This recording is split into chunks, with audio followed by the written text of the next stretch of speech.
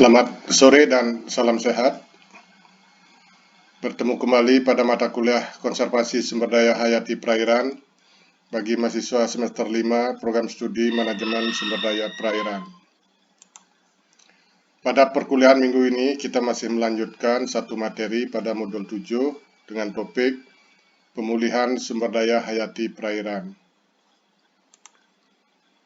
Jadi pada minggu lalu kita sudah membahas dua materi dari tiga materi dalam modul ini.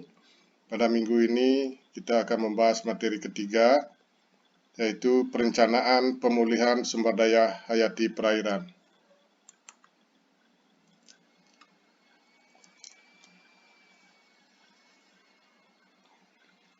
Perencanaan pemulihan sumber daya hayati perairan ini sebelum dilakukan kegiatan pemulihan, ini mutlak diperlukan perencanaan. Perencanaan itu dalam rangka untuk menemukan kelayakan atau disebut sebagai juga bagian dari studi kelayakan. Kelayakan dalam pemulihan sumber daya hayati perairan itu terdiri dari kelayakan teknis, kelayakan sosial ekonomi, dan kelayakan lokasi beserta skalanya. Untuk kelayakan teknis, hal-hal yang perlu distudi, dikaji adalah tentang standar rehabilitasi. Standar rehabilitasi ini meliputi pendekatan materi yang sudah kita bahas minggu sebelumnya, tentang metode juga dan teknisnya yang tepat sesuai dengan tujuan dan sasaran pemulihan. Nah, dari standar ini juga akan dikaji tentang kelayakan berkait dengan keterampilan yang dibutuhkan untuk menjalankan metode dan teknisnya, dan juga kelayakan dari segi waktu yang dibutuhkan. Nah, kelayakan sosial ekonomi ini adalah kajian tentang manfaat dan biaya secara ekonomi. Jadi manfaatnya mungkin manfaat dari segi lingkungan, jasa-jasa lingkungan, dan juga biaya secara ekonomi. Dan yang terpenting dari studi kelayakan sosial ekonomi ini adalah peluang keberhasilan dengan adanya input biaya yang kita keluarkan untuk kegiatan pemulihan. Kalau misalnya peluang keberhasilan untuk pulih sumber daya hayati itu kecil dibandingkan manfaat ekonomi yang diperoleh, itu berarti tidak layak untuk dilakukan pemulihan.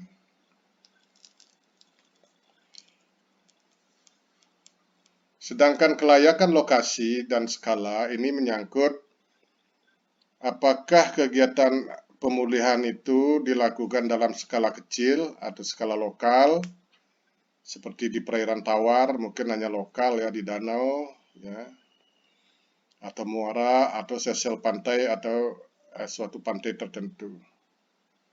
Tapi ada juga pemulihan sumber daya hayati ini dalam skala regional atau skala kawasan yang lebih luas. Nah, ini harus dilakukan kelayakan. Oleh karena itu, pemulihan sumber daya hayati perairan ini harus dilakukan perencanaan yang matang. Nah, perencanaan yang matang itu seperti apa? Ada beberapa langkah-langkah perencanaan pemulihan sumber daya hayati perairan.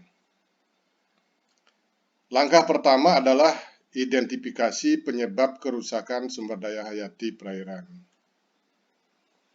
Jadi, di sini dilakukan pengumpulan dan analisis data untuk mengetahui faktor-faktor penyebab kerusakan. Nah, untuk mengetahui faktor-faktor penyebab kerusakan, harus dilakukan survei lokasi untuk mengetahui kondisi sumber daya hayati yang mengalami kerusakan. Nah, untuk survei lokasi ini ada beberapa metode, bisa dengan metode pengamatan langsung, atau dengan data sekunder kalau ada berupa citra satelit. Diperlukan juga survei jejak kerusakan. Survei jejak kerusakan ini untuk mengetahui kapan kerusakan telah terjadi beserta penyebabnya. Nah, di sini bisa menggunakan metode wawancara kepada masyarakat setempat yang mengetahui betul jejak-jejak perubahan di lingkungan tempat tinggalnya tersebut. Namun bisa juga menggunakan data sekunder berupa citra satelit ya, berdasarkan time series, ya, seri waktu, sehingga bisa diketahui jejak-jejak kerusakannya. Pada umumnya, faktor penyebab kerusakan sumber daya hayati itu dapat berupa penyebab kerusakan oleh alam atau kerusakan alami, seperti misalnya ada angin kencang atau angin puting beliung, ya, atau angin topan, arus dan gelombang, ya, arus gelombang ekstrim misalnya, perubahan suhu, misalnya di terumbu karang terjadi peristiwa pemutihan karang karena adanya kenaikan suhu. Faktor pasang surut bisa juga sedimentasi, terutama sedimen dari daratan atau sedimen di sekitar perairan pesisir. Keberadaan spesies predator, penyakit, atau bencana. Ini adalah penyebab alam. Ada juga penyebab kerusakan sumber daya hayati akibat aktivitas manusia, misalnya konversi lahan, seperti misalnya kerusakan mangrove, jadi hutan mangrove dirubah menjadi tambak, atau menjadi permukiman, atau menjadi pelabuhan. Penangkapan ikan secara destruktif, misalnya menggunakan alat bantu dan bahan kimia dan biologi yang merusak. Mungkin juga karena overfishing, ya, kenapa sumber daya ikan di satu danau atau di satu perairan itu menipis, merosot, ya, mungkin karena overfishing. Juga karena pengaruh pengerukan, terutama di daerah-daerah sekitar kegiatan pelabuhan, reklamasi, ya, pencemaran, dan mungkin juga ada kegiatan penambangan.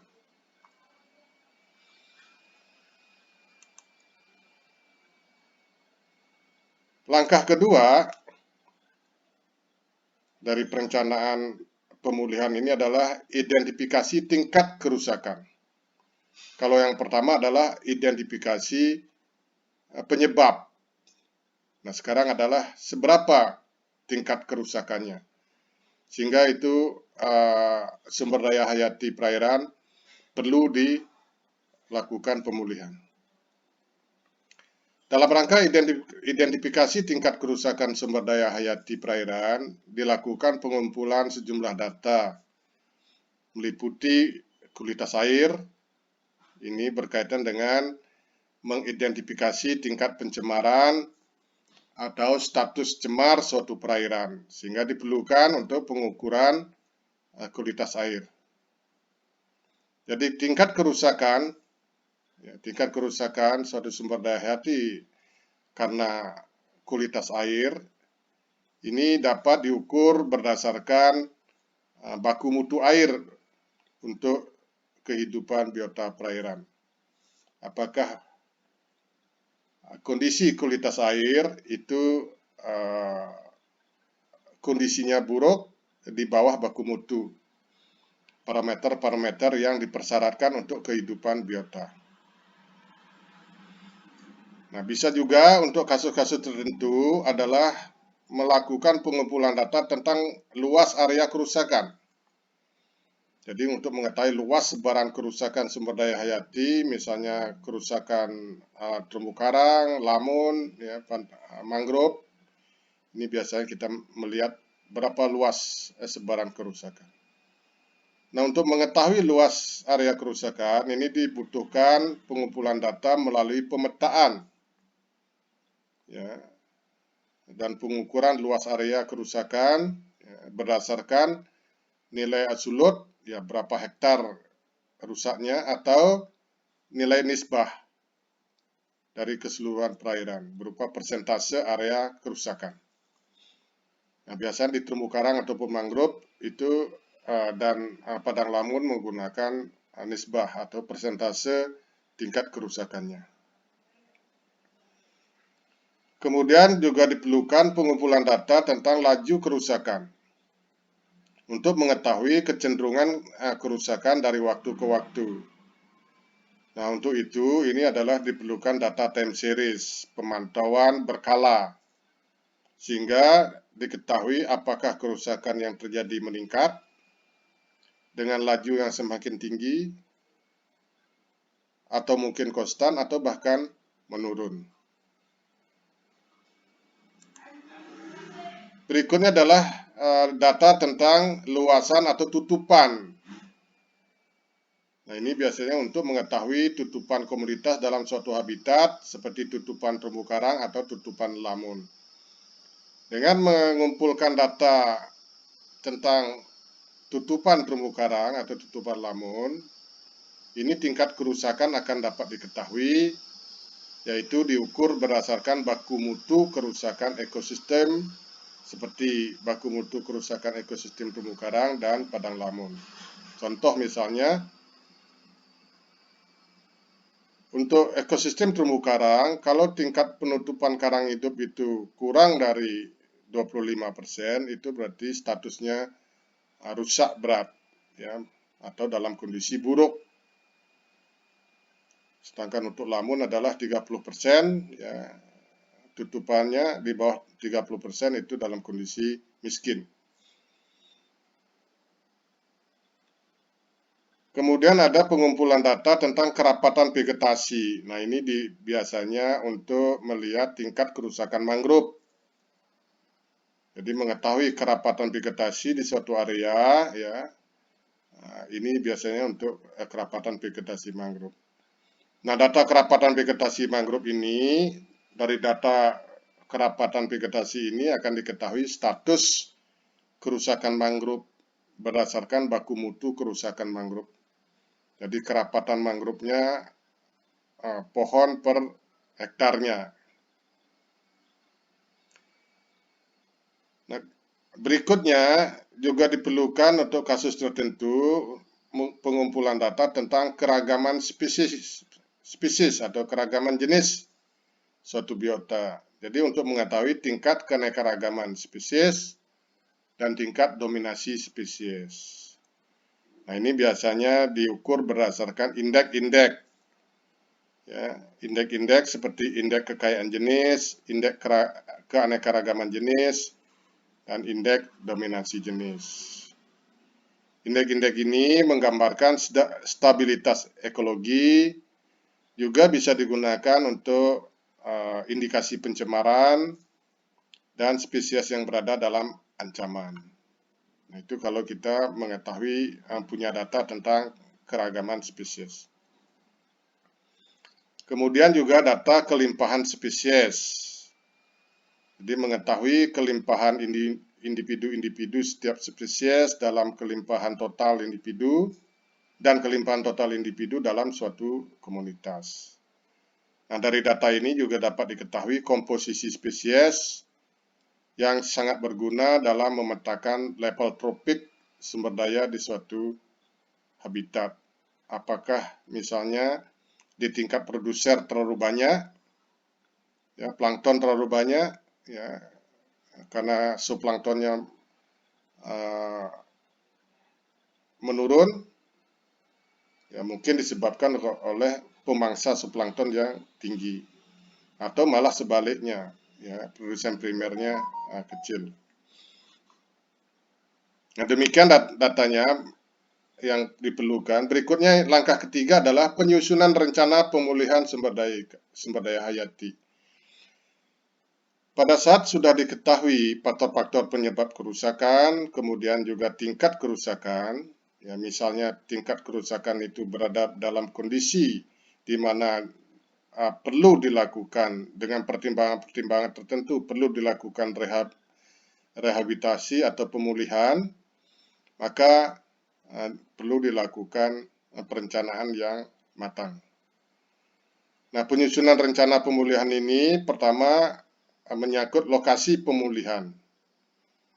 Jadi lokasi pemulihan ini perlu digambarkan dalam peta, ya, peta yang dilengkapi dengan koordinat, ya, disertai uraian mengenai status lahannya juga harus jelas. Jadi lahan, misalnya lahan mangrove, itu status lahannya apa? Apakah itu kawasan hutan atau bukan kawasan hutan atau status hak milik. Begitu juga di perairan. Berikutnya adalah kesesuaian lokasi pemulihan. Jadi tidak semua lokasi sumber daya hayati kalau mengalami kerusakan itu bisa dilakukan pemulihan dengan metode atau dengan pendekatan yang sama. Harus dilihat kesesuaian lokasi pemulihan. Nah, kesesuaian ini dilihat berdasarkan apa? Jadi berdasarkan rencana zonasi perairan atau rencana tata ruang wilayah kalau dia ada di darat, di perairan tawar misalnya.